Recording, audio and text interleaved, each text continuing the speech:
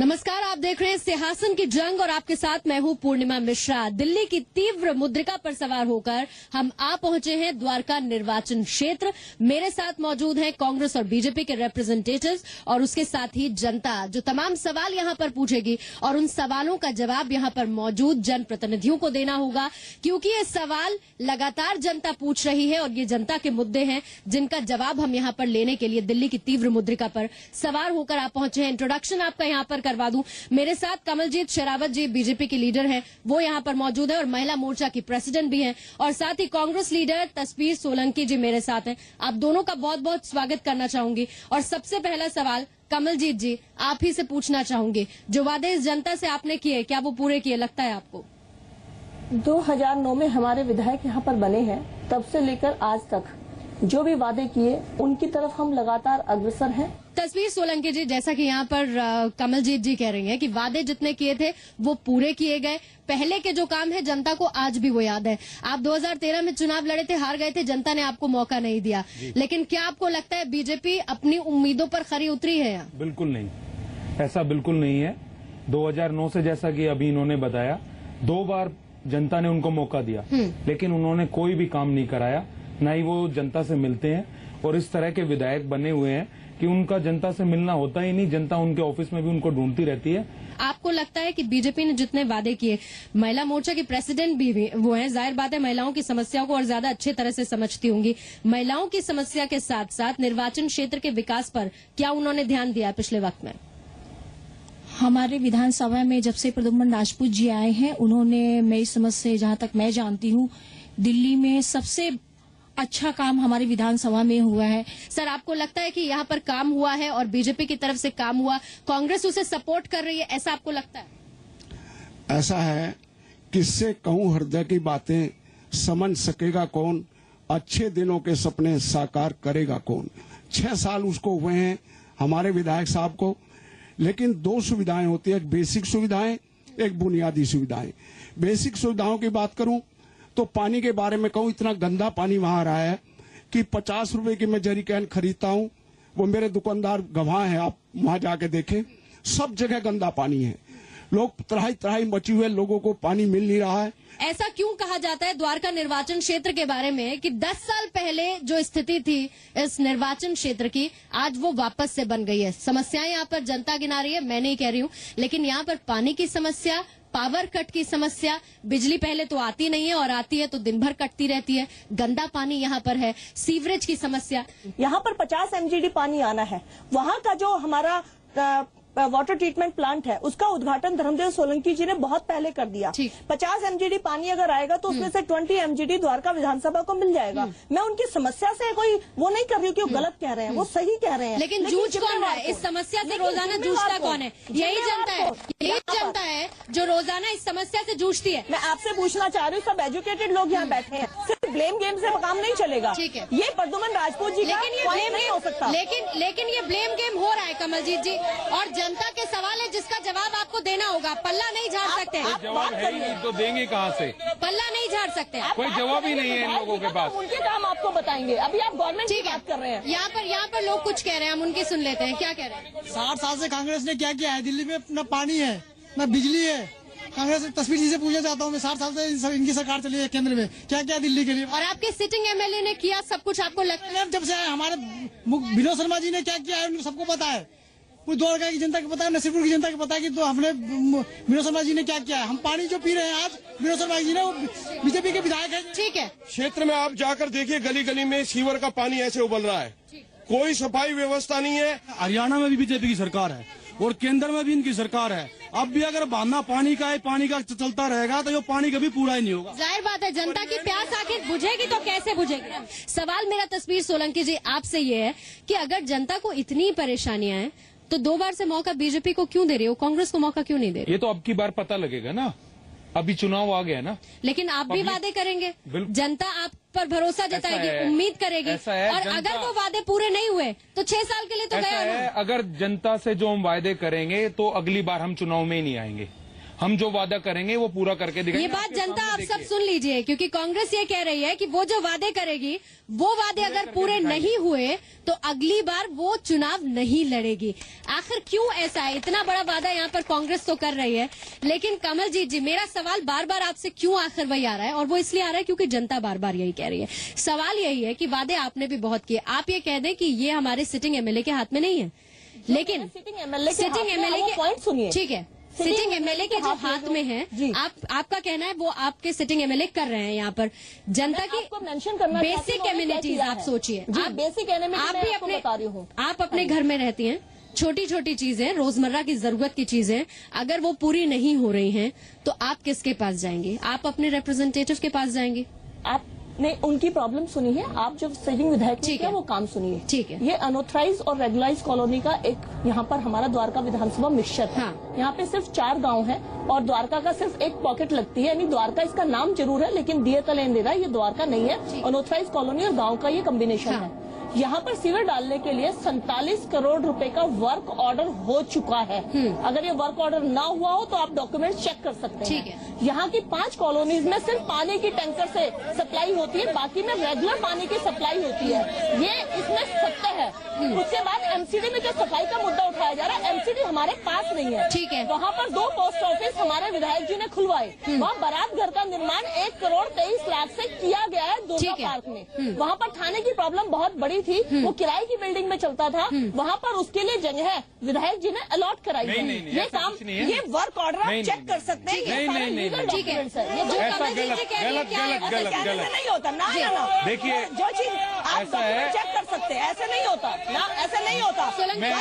मतलब आप सब मैं आपको बताना चाहता हूँ, बहन जी ने बताया, मैं इनका सम्मान करता हूँ। ऐसा है, ना ही तो कोई थाने की जगह हुई है, और जो एक मिनट आप, ठीक है, आप सुनिए, एक मिनट बताएं। ना ही तो कोई थाने की जगह अलॉट कराई गई है। जवाब भी सुन लीजिए आप लोग, ठीक है, जवाब भी सुन लीजिए। जिस बारात घर की ये बात करती हैं, उसका शिलान्यास भी जो है कांग्रेस के टाइम पे हुआ था।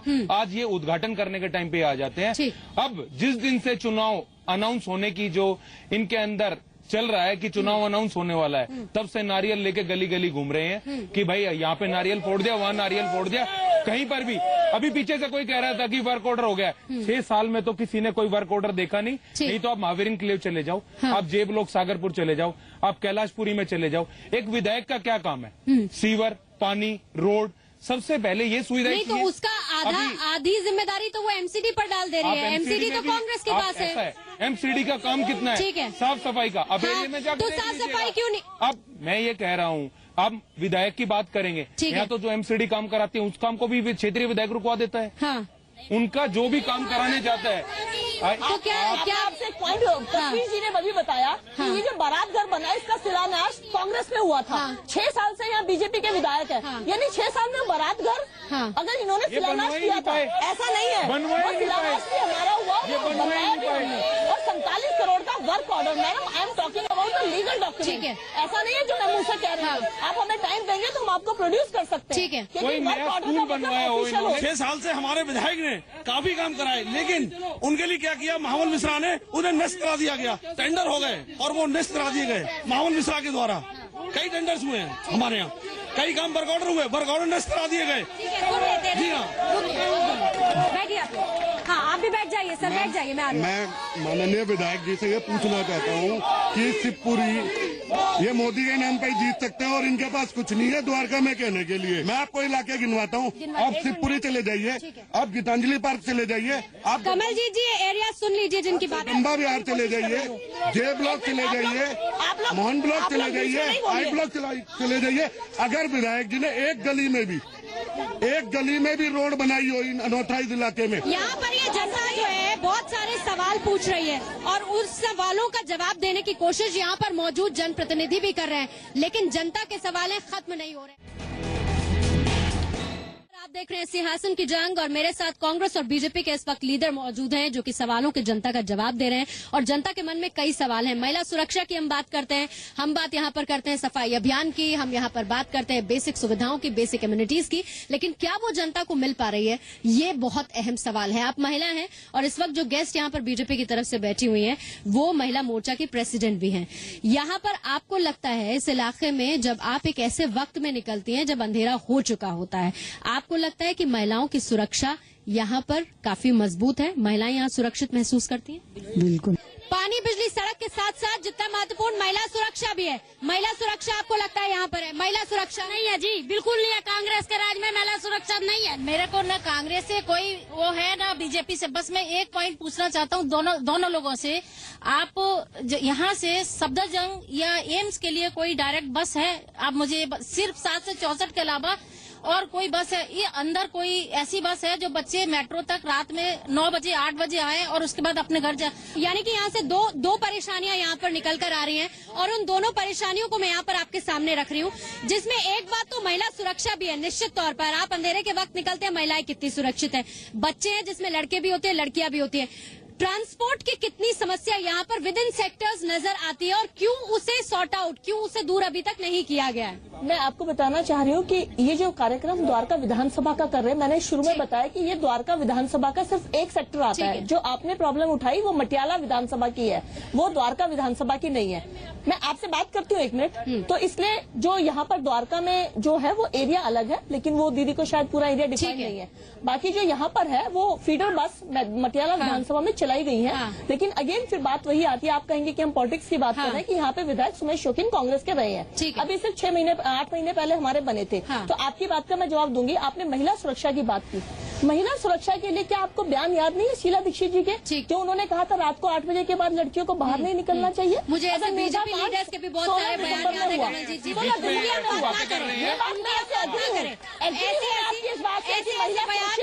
ऐसे बयान बीजेपी के लीडर्स की तरफ से भी आए जो उनकी तरफ से नहीं आने चाहिए थे, इसलिए बयानों की बात ना कीजिए, बयानों की बात है वो बताइए। अभी महिला सुरक्षा के लिए आप देखिए, अभी हम सेंटर की गवर्नमेंट में मई से आए हैं और महिला सुरक्षा लेकर भारतीय जनता पार्टी बहुत ही ज्यादा चिंतित है।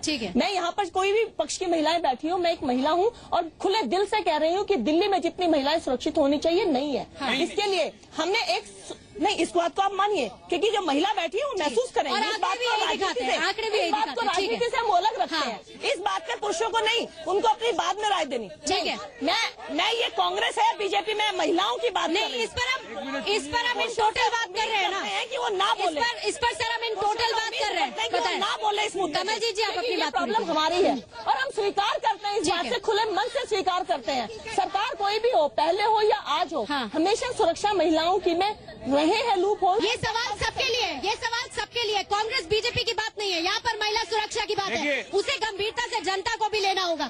जिस वक्त ये मुद्दे गुम होते हुए नजर आए, सरकार आएगी, नए कानून बनाएंगे और इस पर पूरी देखरेख करेंगे। जो कानून कांग्रेस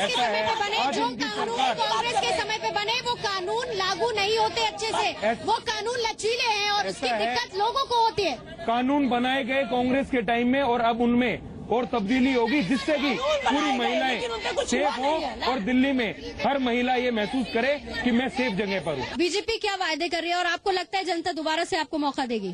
देखिए, जनता हमें मौका देगी, इस बात में हम पूरा विश्वास रखते हैं, क्योंकि कहीं ना कहीं जो मोदी जी की बात और दिल्ली सरकार का मैनिफेस्टो है वो जनता को मजबूर करेगा और उत्साहित करेगा भारतीय जनता पार्टी के लिए। जहाँ पर 44 अनऑथराइज कॉलोनी है जो रेगुलाइट है, इनके लिए हमारी दिल्ली सरकार के मैनिफेस्टो में बिल्कुल, क्योंकि इस टाइम सेंट्रल गवर्नमेंट भी हमारी है, शीला जी करा नहीं पाई थी, लेकिन मोदी जी जो कहते हैं वो करते हैं, इस बात में हमें विश्वास रखना चाहिए। और अभी जो कॉलोनीज है, चलिए प्रोविजनल सर्टिफिकेट बांटे, झूठे प्रोविजनल सर्टिफिकेट बांटे, झूठे प्रोविजनल सर्टिफिकेट माने।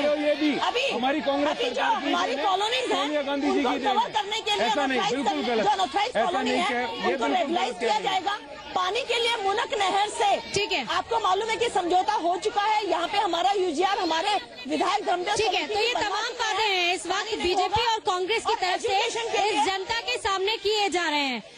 ये सवाल द्वारका निर्वाचन क्षेत्र को लेकर इसीलिए उठ रहा है क्योंकि द्वारका निर्वाचन क्षेत्र के बारे में आखिर ये क्यों कहा जाता है कि द्वारका 10 साल पीछे चला गया है और इसकी तस्वीर कितनी बदलेगी ये भी देखना होगा। जनता किसका चुनाव करेगी, बीजेपी और कांग्रेस अपने कितने वादे निभाती है, ये आने वाले वक्त में पता चलेगा। सिंहासन की जंग में द्वारका निर्वाचन क्षेत्र से मेरे साथ फिलहाल इतना ही। आप देखते रहिए जी न्यूज।